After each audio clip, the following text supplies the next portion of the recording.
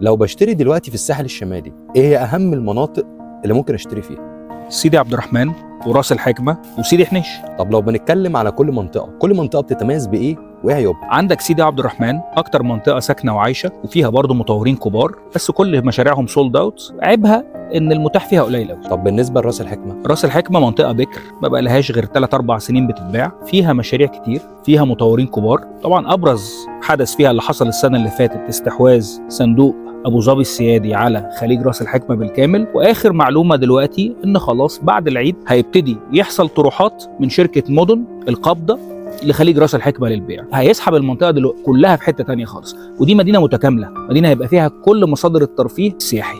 طب كل المزايا دي مش شايفه عيوب خالص راس الحكمه؟ الناس قلقانه من الاستثمار في راس الحكمه وبتقول ان اللي ممكن راس الحكمه دي ارض بس، على الواقع مفيش حاجه.